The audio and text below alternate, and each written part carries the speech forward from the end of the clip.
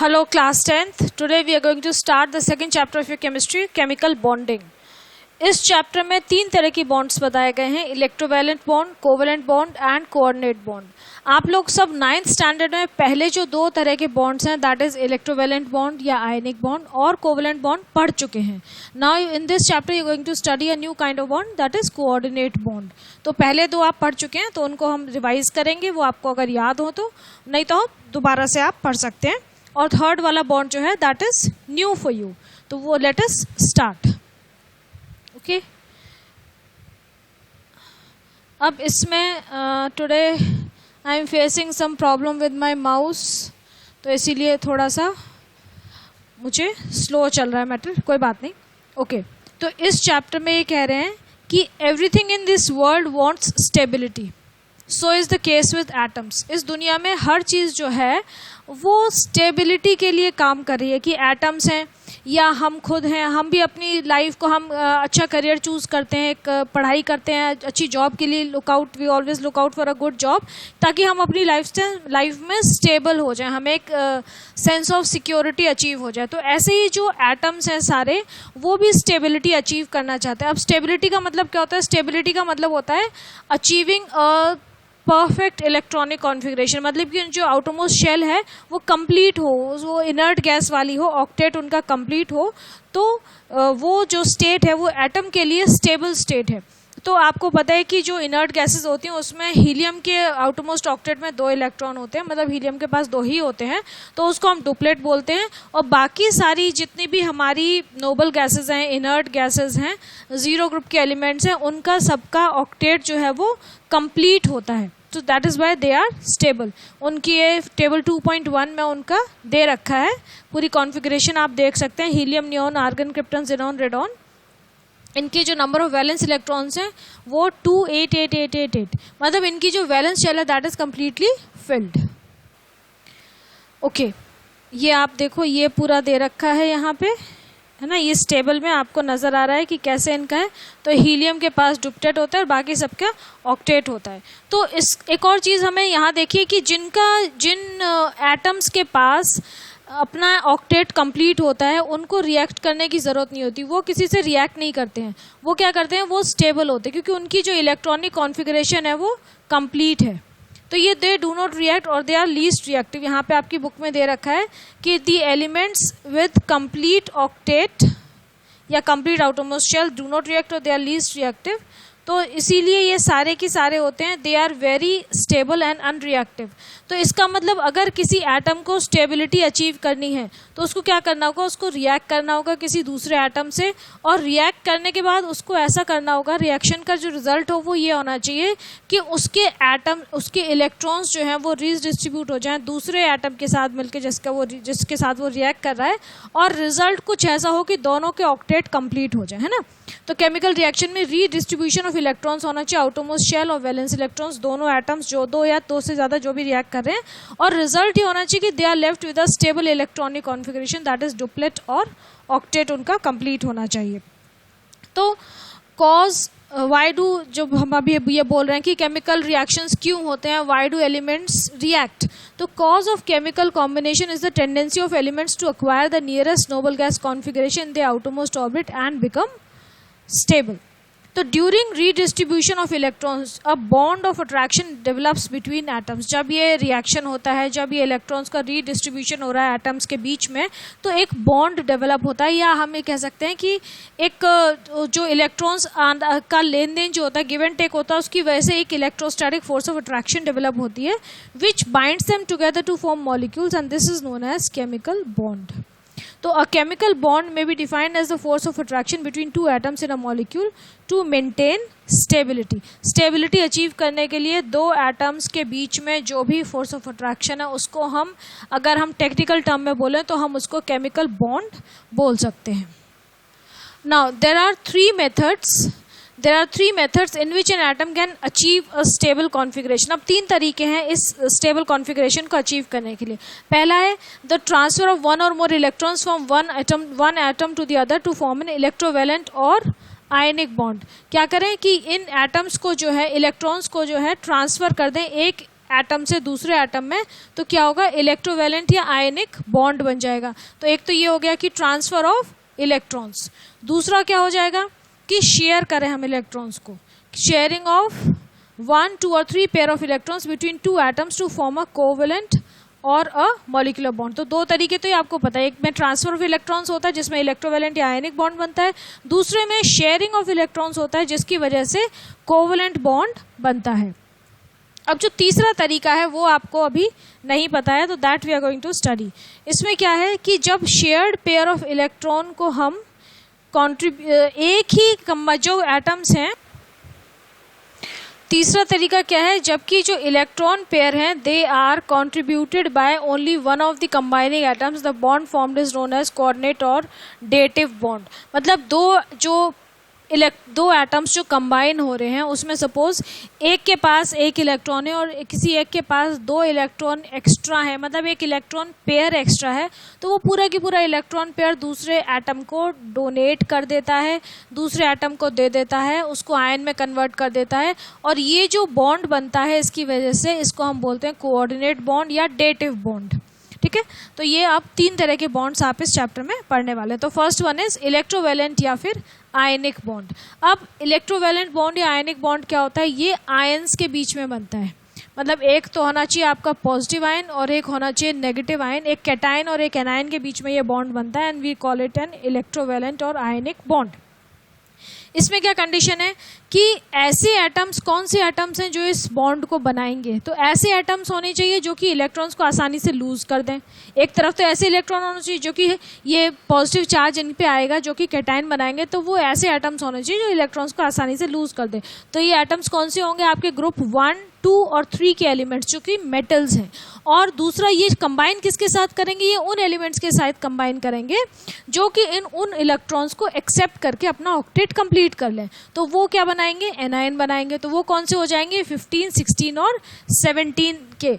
तो ग्रुप 1, 2 और 3 के जो हैं वो तो कैटायंस बनाएंगे, और ग्रुप 16, 15, 16 और 17 मतलब नाइट्रोजन वाला ग्रुप, ऑक्सीजन वाला ग्रुप और हैलोजेंस वाला ग्रुप, ये जो है ये आपस में सबसे अच्छे इलेक्ट्रोवैलेंट या आयनिक बॉन्ड्स बनाते हैं, क्योंकि ग्रुप 1, 2, 3 के पास 1, 2 और 3 वैलेंस इलेक्ट्रॉन्स होते हैं जो कि आसानी से लूज कर देते हैं। और ग्रुप 15, 16, 17 के पास कितने वैलेंस इलेक्ट्रॉन होते हैं, 15 के पास 5 होते हैं, 16 के पास 6 होते हैं और 17 के पास 7 होते हैं। तो ये 3, 2, 1 इलेक्ट्रॉन्स को एक्सेप्ट करके एनायन बना लेते हैं, and then they combine together these ions, they form ionic bonds. तो यहाँ पे क्या दे रखा है आपकी बुक में कि atoms of metallic elements have 1, 2 और 3 valence electrons which can lose electrons, है ना। जो 1, 2, 3 ग्रुप है वो हमारे मेटल्स हैं, दे हैव 1, 2 और 3 electrons in the valence shell, so they can easily lose electrons. और जो नॉन मेटेलिक हैं जिनके पास 7, 6 और 5 इलेक्ट्रॉन्स हैं अपनी आउटरमोस्ट शेल में, वो उनके साथ कंबाइन करते हैं और इलेक्ट्रोवैलेंट कंपाउंड्स बनाते हैं। और जब ये ट्रांसफर ऑफ इलेक्ट्रॉन हो जाता है उसके बाद क्या होता है कि जो दोनों एटम्स कंबाइन कर रहे हैं उनकी जो इलेक्ट्रॉनिक कॉन्फ़िगरेशन है वो इनर्ट गैस वाली हो जाती है, मतलब वो परफेक्ट हो जाती है। जैसे कि ये हम ग्रुप 1, 2, 3 की बात करें, सोडियम है पहले, है ना। सोडियम जो होता है उसके पास 11 इलेक्ट्रॉन होते हैं, जब तो उसकी कॉन्फ़िगरेशन क्या होती है 2, 8, 1। जब वो सोडियम एक इलेक्ट्रॉन लूज कर देता है तो सोडियम का आयन बन जाता है, उसकी कॉन्फ़िगरेशन क्या हो जाती है 2, 8। ऐसे ही आप देखो ग्रुप 2 का एलिमेंट ले लो, कोई भी मैग्नीशियम ले लो, कैल्शियम ले लो, मैग्नीशियम के कितने होते हैं 12, इसकी कॉन्फ़िगरेशन क्या होती है 2, 8, 2। इसमें से 2 इलेक्ट्रॉन लूज करता है मैग्नीशियम आयन बनाने के लिए, तो इसके पास 2 पॉजिटिव चार्ज आते हैं और इसकी कॉन्फ़िगरेशन, इसके एलिमेंट्स कितने हो जाते हैं इसके पास इलेक्ट्रॉन कितने होते हैं 2, 8, इसकी कॉन्फ़िगरेशन हो जाती है 2, 8। ऐसे ही ये वाले जो हैं ये इलेक्ट्रॉन्स को लेते जाते हैं तो इनकी जो आउटरमोस्ट शेल है वो कंप्लीट हो जाती है। तो a metallic atom which loses electrons becomes a positively charged ion and is known as cation, and a non-metallic atom which gains electrons becomes negatively charged and it is known as an anion। ठीक है, जो metal ion है वो electrons loose करता है तो हम उसको कैटायन बोलते हैं, और जो नॉन मेटल आयन है वो इलेक्ट्रॉन्स को गेन करता है और वो एनायन में कन्वर्ट हो जाता है। तो एन आयन इज, आयन की डेफिनेशन अगर आपसे पूछी जाए तो क्या होगा? An ion is a charged particle which is form due to the gain और लॉस ऑफ वन और more electrons by an atom. तो आयन कैसे बनता है? जब कोई न्यूट्रल एटम एक इलेक्ट्रॉन गेन करता है या लूज करता है, एक या एक से ज़्यादा, तो हम जो हमें एंटिटी मिलती है, जो प्रोडक्ट मिलता है, that is known as an ion. A metallic element whose, अब क्या आपके बुक में क्या दे रखा है कि a metallic element whose one atom readily loses electrons forms a positively charge ion is known as an electropositive element. कोई भी मेटल का एटम जो कि बहुत आसानी से इलेक्ट्रॉन लूज कर दे, वो कैटायन बनाता है, पॉजिटिवली चार्ज आयन बनाता है, और उस एलिमेंट को हम इलेक्ट्रोपॉजिटिव एलिमेंट बोलते हैं। और ऐसे ही नॉन मेटालिक जो कि बहुत रेडिली इलेक्ट्रॉन्स को एक्सेप्ट करता है और नेगेटिवली चार्ज आयन बनाता है या एनायन बनाता है, उसको हम बोलते हैं इलेक्ट्रोनेगेटिव एलिमेंट। एग्जाम्पल हो गया क्लोरीन, क्लोरीन एक इलेक्ट्रॉन को एक्सेप्ट करता है, क्लोराइड आयन बनाता है which is an anion. Okay, तो जो कैटायन और एनायन है ये ऑपोजिटली चार्ज होते हैं, एक दूसरे को अट्रैक्ट करते हैं और केमिकल बॉन्ड बनाते हैं। और क्योंकि ये केमिकल बॉन्ड जो है ये किस वजह से बनता है? Due to electrostatic force of attraction between these ions, so therefore it is called an electrovalent bond और एन आयनिक बॉन्ड। क्यों? क्योंकि ये इलेक्ट्रोस्टैटिक फोर्स ऑफ अट्रैक्शन होती है दो डिफरेंट आयंस के बीच में। तो इसकी डेफिनेशन क्या हो जाएगी कि the chemical compounds formed a result of the transfer of electrons from one atom of an element to one atom of another element are called ionic or electrovalent compounds। ठीक है, और इलेक्ट्रोवैलेंसी क्या होती है? the number of electrons that an atom of an element loses or gains to form an electrovalent bond is called its electrovalency। मतलब कितने electron उसने loose किए इलेक्ट्रोवैलेंट बॉन्ड बनाने में और कितने गेन किए, वो हम उसकी इलेक्ट्रोवैलेंसी कहते हैं, वो उसकी इलेक्ट्रोवैलेंसी कहलाती है। अब कंडीशंस क्या हैं कि एक कोई एटम आयनिक बॉन्ड बनाएगा या नहीं बनाएगा, उसके लिए हमें क्या कंडीशंस चाहिए? ठीक है, पहली चीज़ क्या है कि उसका जो आयोनाइजेशन पोटेंशियल है वो लो होना चाहिए, मतलब कि वो जल्दी से आयोनाइज हो जाए, जल्दी से वो इलेक्ट्रॉन को लूज कर दे, कैटायन बहुत आसानी से बन जाए, उसको ज़्यादा एनर्जी नहीं चाहिए। ठीक है, आयोनाइजेशन पोटेंशियल लो होगा, जो कि हमारे ग्रुप 1 का सबसे लो होता है, ग्रुप 2 और 3 का भी लो होता है, लेकिन 1 का सबसे लो होता है, फिर 2 फिर 3। तो लो आयोनाइजेशन पोटेंशियल बहुत ज़रूरी है इलेक्ट्रोवैलेंट बॉन्ड बनाने के लिए। दूसरी चीज़ है हाई इलेक्ट्रॉन एफिनिटी, मतलब कि इलेक्ट्रॉन के लिए अट्रैक्शन होना चाहिए। अब एक पार्टनर में लो आयोनाइजेशन पोटेंशियल है जो कि मतलब आसानी से इलेक्ट्रॉन लूज कर देगा, तो जो दूसरा पार्टनर है उसके अंदर क्या होना चाहिए कि वो इलेक्ट्रॉन्स को बहुत ज़्यादा अट्रैक्ट करे, इलेक्ट्रॉन को अपनी तरफ अट्रैक्ट करे, एक लूज करे दूसरा उसको गेन करे, तभी दोनों मिलकर बॉन्ड बनाएंगे। तो इलेक्ट्रॉन एफिनिटी वैल्यू अगर हाई है तो एनायन बहुत आसानी से बन जाएगा, तो इसका मतलब higher electronegativity values favour ionic bonding. तो लो आयोनाइजेशन पोटेंशियल और हाई इलेक्ट्रॉन एफिनिटी। उसके बाद एक और फैक्टर है कि इनकी जो इलेक्ट्रोनेगेटिविटी डिफरेंस है वो काफ़ी ज़्यादा होना चाहिए। अगर इनके बीच में जितना ज़्यादा इलेक्ट्रोनेगेटिविटी डिफरेंस होगा उतना आसानी से इलेक्ट्रॉन्स ये एक से दूसरे में ट्रांसफ़र कर पाएंगे।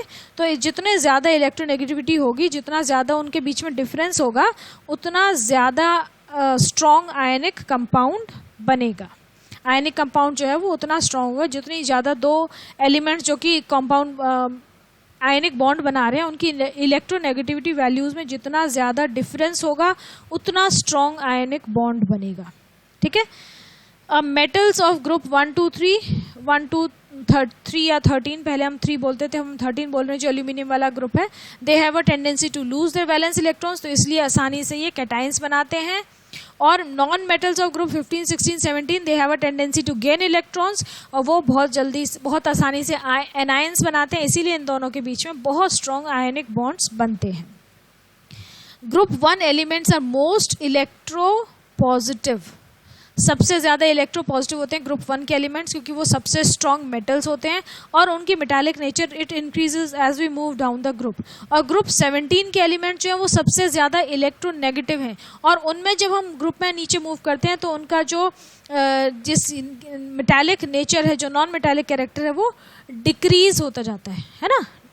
तो फ्लोरीन जो है वो सबसे ज़्यादा इलेक्ट्रोनेगेटिव एलिमेंट है, और यहाँ पे सबसे ज़्यादा इलेक्ट्रोनेगेटिव एलिमेंट कौन सा है?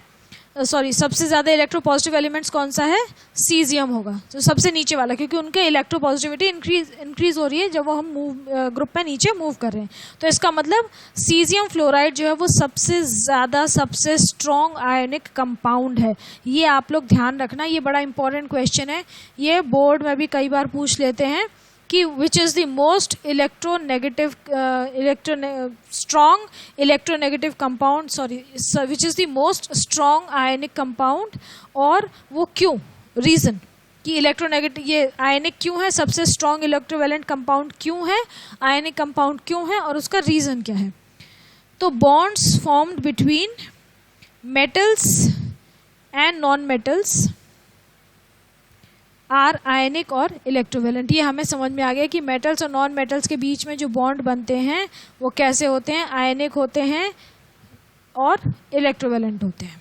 ठीक है, अब आयनिक कंपाउंड, दूसरी चीज़ है कि आयनिक कंपाउंड बहुत स्टेबल होते हैं, जो ये सॉल्ट्स बनते हैं दे आर वेरी स्टेबल। ऐसा क्यों होता है, क्योंकि उनके बीच में बहुत ज़्यादा जो इलेक्ट्रोस्टैटिक फोर्स ऑफ अट्रैक्शन होती है वो बहुत स्ट्रॉन्ग होती है, इसीलिए दे आर वेरी स्टेबल।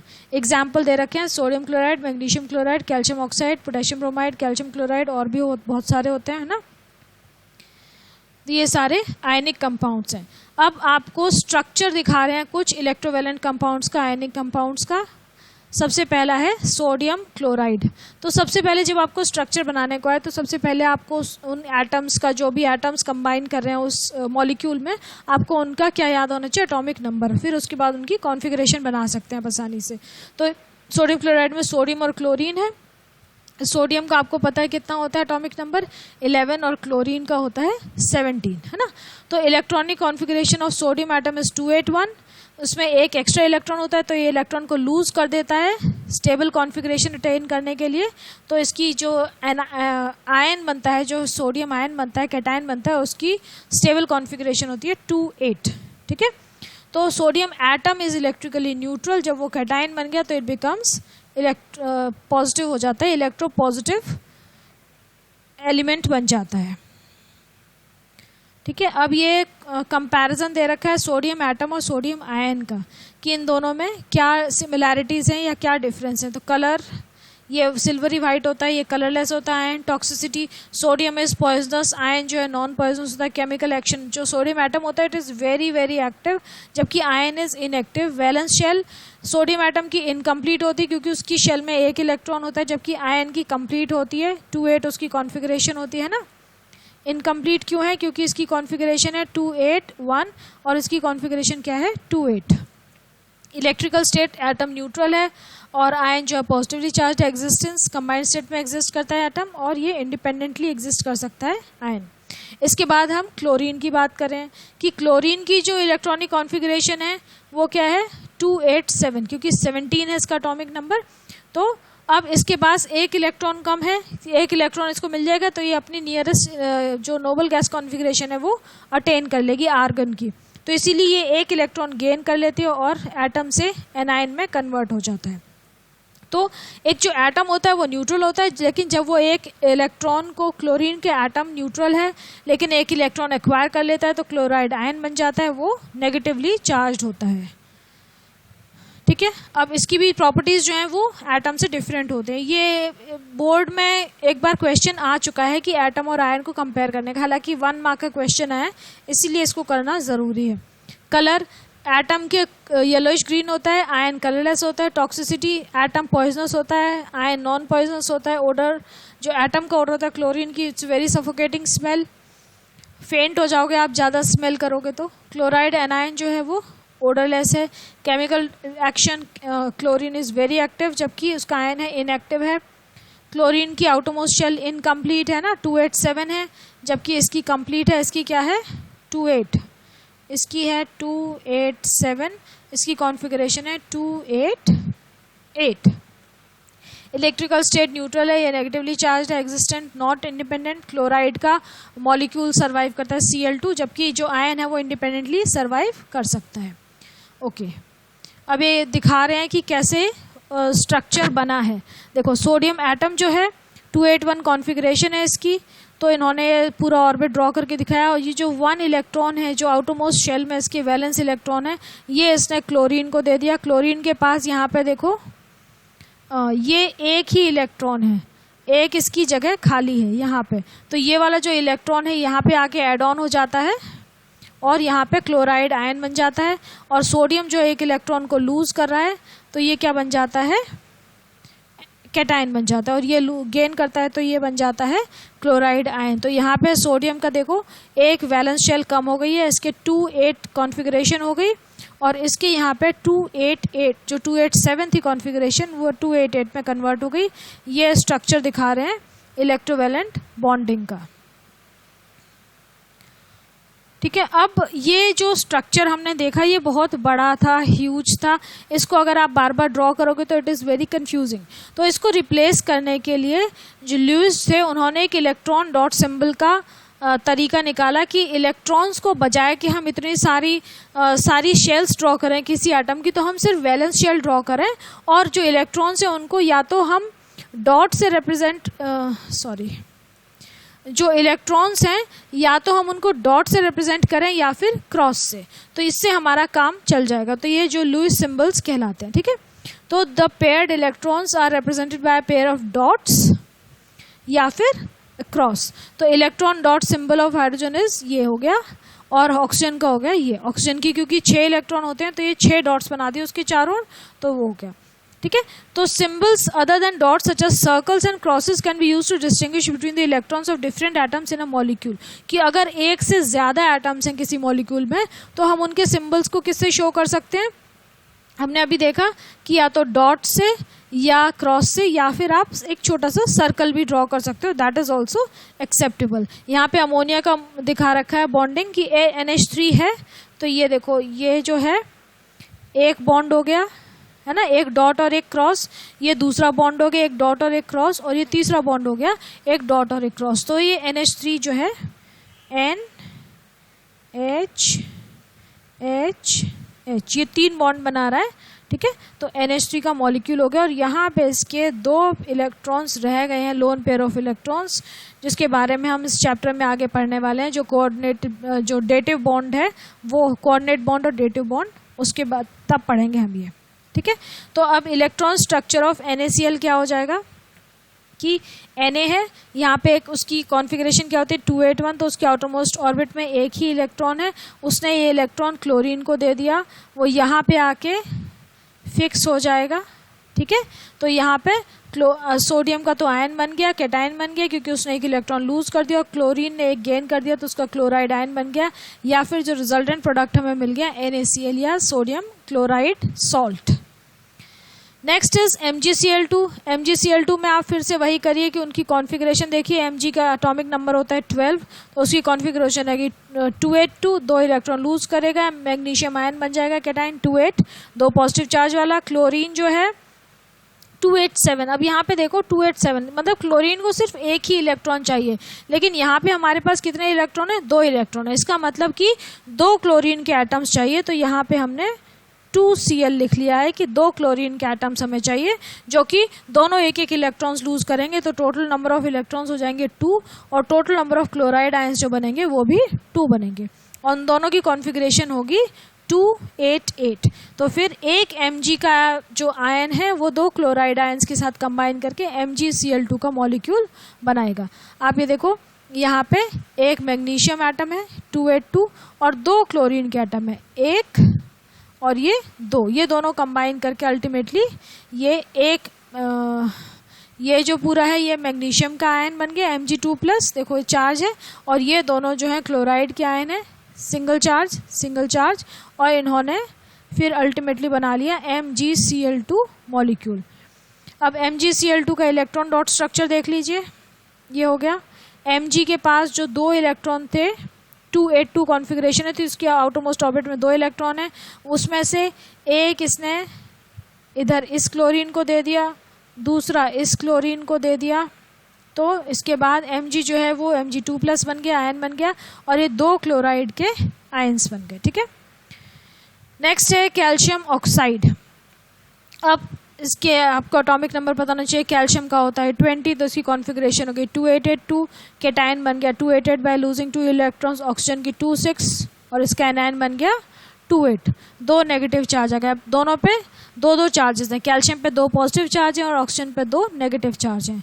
तो ये आसानी से डायरेक्ट हो जाएगा इनका, तो कि इधर कैल्शियम ने 2 इलेक्ट्रॉन लूज किए, ये आयन बन गया, कैल्शियम का आयन बन गया कैटायन, और ऑक्सीजन ने 2 इलेक्ट्रॉन गेन किए तो ये ऑक्साइड का आयन बन गया।